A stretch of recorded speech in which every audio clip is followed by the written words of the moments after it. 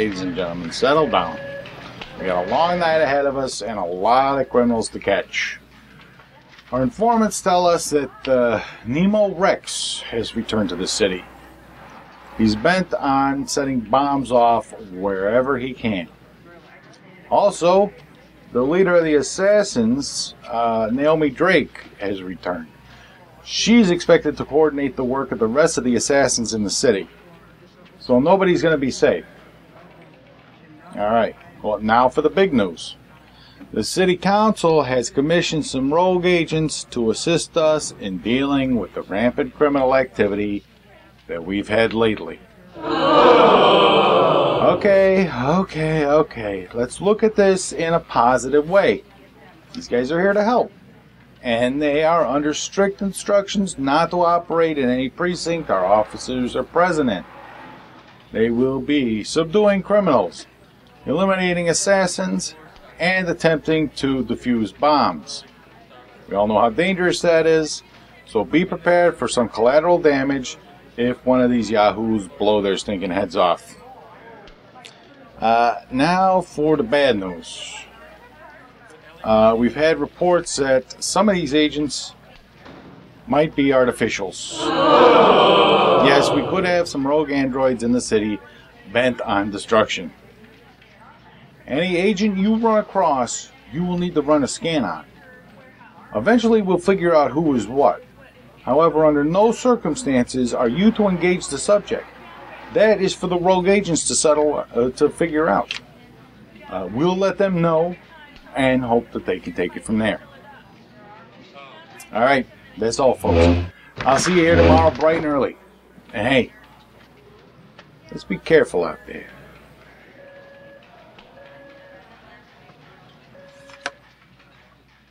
Rogue Agent is a Blade Runner-esque themed game of cops and robbers, but the stakes are high and danger is around every corner. In Rogue Agent, designed by David Osluz, each player takes on the title role and attempts to gain influence in the city by placing informants, capturing criminals, eliminating assassins, and defusing bombs. The game has two modes, with androids and without, and no androids being the default mode of play. The default game lasts 6 rounds, while the android game lasts 8. In both cases, the player with the most influence at the end wins the game. The highlights of the components include these nicely sculptured miniatures and the wonderful artwork, also by David, which I just find amazing. All of the components are high quality, and my only gripe is very trivial. The tracker markers are wooden cubes, but the tracks themselves have round spaces, which goes against everything I learned in preschool. And as complaints go, well, that's pretty minor. I'll try to keep this short and give you a general overview on how the game's played. The board is slightly randomized each game and looks like so with headquarters, precincts, and other locations, arranged thusly.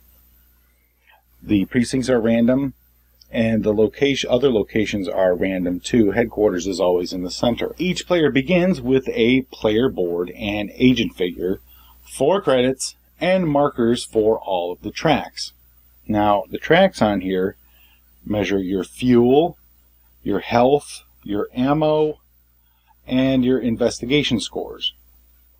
Health, or stamina as they call it, starts at the top, while you start with 3 each of the others. Now, the last 3 tracks are for upgrades that you can get during the game, including cruiser, weapon, and agent upgrades. By reaching certain spots on the tracks themselves, you'll gain new abilities like additional attack dice, extra protection, and extra movement. Now, let me pause right here to mention that according to the rules, you don't gain these upgrades until you actually pass the spot on the track. See, this is how stamina is supposed to work as well, which is contrary to the rules which say that when you reach the skull icon, you head to the hospital, and a bunch of other bad things happen. In reality, it's when you pass the skull icon, not when you reach it. Okay? Personally, waiting until you pass each spot is counterintuitive, in my opinion, and so we don't play like that. We play it so that when you hit a spot on the track, pow, it activates. Yes, it means you're basically losing a point of health, but it also means that you're getting your upgrades just a bit faster. And it just feels right. Of course, that's me. Okay, back to the game. This is the turn and influence tracker for the game, and each player has a token on which to keep their influence, which is what you need in order to win the game. Notice it only goes up to 8, because really, you won't need much more than that. Each turn, a new player becomes the operations chief, which means they move the turn tracker, boop, to the next round, and they get the bag of tokens to draw and place on the board. The tokens will be either, here's the bag, the tokens are going to be either bombs, assassins, or criminals. Here's a criminal, here's a bomb, and over here is an assassin. And the operations chief draws several of these depending upon the number of players. They then roll the dice, the regular dice, and then place these on the board depending on the die roll. So we roll, say, 2 dice, and let's say we have a criminal and a bomb. Then I get to pick, well, let's say the criminal goes on 5. So I get to put the criminal there. That means the bomb has to go on 2. Now, when you place a bomb, you roll a die a second time, and then put that result on top of the bomb. That is how many rounds you have to defuse that bomb. If that bomb reaches 0, because it clicks down once at the end of each turn, if it reaches 0, watch out. You'd better move away, because that bomb is blowing up. Well, you got to move away when it hits 1, because at 0 it blows up. Each player, starting with the operations chief, performs their action phase now. During the actions phase, they can move, they can investigate criminals, they can attack criminals, arrest criminals, search locations for resources, buy commodities, grab a criminal from another player, turn in arrested criminals, defuse bombs, and recruit informants. Yes, there's a lot there. So there's a whole bunch of stuff that you can do on your turn. And some of the actions are classified as justice actions, and you can only do 2 of those each turn, like arresting criminals, defusing a bomb, along those lines. Some of the, like when you're searching for stuff, we have all these different dice here of different colors, and they all have different symbols on them, and each has a certain type of meaning for the game. Like this would give you ammo. This is fuel. This will give you health back. This is a boost. This is a blast, which can be either good or bad. At the end of the turn, the criminals and the assassins move. The assassins attack, and the bomb clicks down 1 number, and explodes if it reaches 0. Then the next player becomes the operations chief, and a new turn begins. There is a lot involved here, and I'm not going to teach you how to play the game, but let's at least take a closer look at bomb defusing, because it's a cool little mini game that's included. You'll use this diffuse bomb board to play the diffusing bomb mini game. And to begin, you take the die off the bomb and place it on the board. Boop, on the little timer. See, so you keep the same value, so it still shows a value of 5 there. The timer will click down once every time you're forced to start a new column on the board. So I'd highly recommend trying to defuse a bomb that has a value of at least 4. 3 is pretty risky. Heck, even 4 could be risky, really. So now you take all of the special dice that are included with the game, and you roll them. Now let's zoom out a little so you can see the dice. And what counts here is blasts and X's. Your goal is to get 3 X's either in a straight line, across, or diagonally, like a tic-a-tac-a-toe. So you have to place all of the blasts and all of the X's. X's can only be placed at the bottom of row. Okay, it can be placed if there's only one, but you can't place any blasts underneath it. Now these blasts are determining that you're in trouble. So let's say I place an X there, like that, and I start another row for blasts.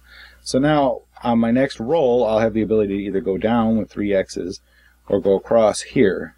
But I have started a second row with this blast, so this timer clicks down to 4. Click. I take the rest of the dice and I roll again. Okay, this time I got 3 blasts, so things are not looking good. I can't place any more blasts here, so they have to go here.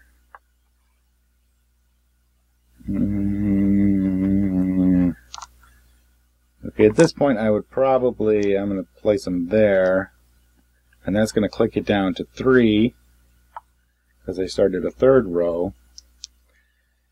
At this point I would probably decide to stop, because the chances of me getting 3 X's on these remaining dice, or at least, well, let's try to see if we blow up. Hey, I got 1 X. Alright, I'm going to put that there. That increases my chances.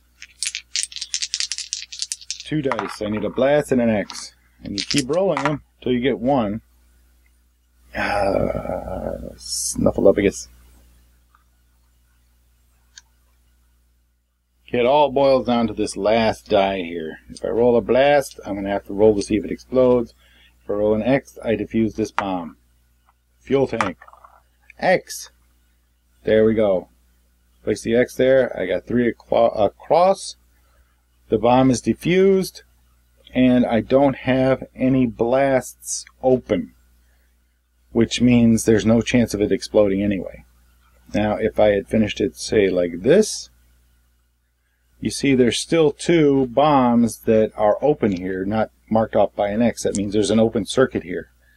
So I have to take these 2 dice and check to see if the bomb blows up anyway. So what I do is I roll them one at a time. Here's the first. If I roll an X, I'm completely safe, and I can stop rolling. If I roll a blast, it blows up, and bad things happen. And if I roll something else, well then, I don't have to worry about it. And I rolled an X. The bomb is safe. Everything is good. If I had rolled a blast, the bomb would have blown up. Anybody in my location would have taken 4 damage, and anybody next to my location, or adjacent to it, would have taken 2 damage, unless they're in a shielded spot. And that is a bomb diffusing example. Now, in the Android mode of gameplay, 1 or 2 of the players might be revealed to be androids. You get these tokens at the beginning of the game, and you get to look at them, but nobody else can see them. You slowly flip them over one by one by various things happening in the game, and it will happen. And once 2 of these tokens are flipped up and they're androids, that means you're an android. And so you play the rest of the game as an android. You get rid of all your informants. Here's your informants, by the way. Hello! They come in handy. And you become bent on destruction of the other players and of the city itself, because you can only gain influence by sending other agents to the hospital, or actually destroying locations on the board. And there's a special action called Destroy Location. And when that happens, you flip that location over to its destroyed side. See, it's in flames. Which means they can no longer be used by other agents for their benefits, like spending credits to get some ammo here, or searching it and getting to roll these 2 dice, or placing informants. Instead, if they cross this, they will lose 1 stamina when they pass through it. That's the whole game. So that completely changes it up for when you play the Android game. In a 4-player game, there can be 2 androids, and in a 3-player game, there can be only 1. That is a general overview of how to play Rogue Agent. Rogue Agent is one of those games that you have to play a few games in order to understand the strategy involved. And even then, it might take some advice or deep thought to really get it. On the surface, the game comes across as entirely luck-based, and there is a certain amount of luck involved since there are so many decisions based upon the roll of the dice. First off, there's an entire deck of criminal cards, but you may only see a couple of these during the course of a game. Make sure that you investigate them before attempting to subdue one, so that you know what you're getting into. A criminal with a value of 4 or even 3 is tough to beat, and the potential negative effects for not investigating them can really hurt you. Secondly, try to get upgrades early, as they can make a big difference in the game. Having the extra attack dice or being able to re-roll your search dice a second time can do a lot to mitigate the luck factor. Also, being the operations chief gives you the power to place the event tokens in the most advantageous position for you, or most detrimental place for other players. Yes, you do have to roll the dice to see where each event goes, but you determine which die goes with which event, and this can make all the difference. Make sure to take advantage of using the fuel you have to move additional spaces. Remember, if you end your turn in a shielded location or in the same location as the police squad, you are safe from attack. Be aware of where the police squad and criminals and assassins will be going next turn and plan your moves accordingly. The default mode of the game is very short, and once you know how to play it, you can easily finish a game in shorter than the 90 minutes listed on the box. The Android version changes the game completely, as now you'll be basically fighting the Android player or players, since their only means of getting influence is by attacking human players or destroying locations. That's the one aspect I didn't like about the Android mode. There should be at least one more way for them to get influence. I found it difficult to win as the Android player unless I had a lead on the influence when it was revealed that I was an Android. The rules are sufficient, but the organization threw me a bit. I wanted a chart listing all of the rules of the police squad and the informants in one spot. Instead, they're kind of scattered through the rules so that you need to check the whole book to find that one sentence that you think you remember reading about. Here's a few hints. Blue chips are worth 1 credit, red chips are worth 5. The police squad prevents justice actions from happening in their location, and you can't get attacked by players or assassins in the police squad's location. There's a Player's Aid PDF on BoardGameGeek, which you will find invaluable for teaching other players and putting all of the crucial rules together in one place. Don't play the game without it. It will save you a lot of time paging through the rules. There's also an FAQ sheet on BGG, and that will help you out too. It has some other game variants that you can try to change it up a bit. Additionally, the designer has just released a mission sheet on BoardGameGeek called Shadow Watch. The rule set is another variant, but it also adds a lot to the game by changing the rules up a bit. The goal becomes catching criminals instead of getting influence, and you remove an assassin and bomb token from the bag, making it more likely that criminals will emerge. This is really a lot of fun and eliminates most of the problems or questions I had when playing the game, so make sure to give this mission a try. You might want to actually use this mission to teach other players, as they might like it better than the regular game. Rogue Agent is a game that's easy to set up, but takes some time to learn because of all the available actions and combinations of these actions. It's worth the effort because once you are familiar with the game and can concentrate more on trying to win, you'll zip through a pretty intense game in about an hour. There is luck involved, and that will be a deal breaker for some players, as it can come down to a single roll of the dice to determine who wins. For those gamblers out there like me, it simply means that the game is that much more intense. Thanks for joining me in this review of Rogue Agent from Stronghold Games. Let me know if you found this review helpful by leaving a comment or sending me an email at elliot_miller@voiceofe.com. Make sure to subscribe to the Voice of E channel on YouTube, as I'll have plenty of gaming, entertainment, and comic book coverage this year, and it should be a lot of fun. Thanks again, and until next time, keep your mind free. And hey, let's be careful out there. Get me that signal. We need more power.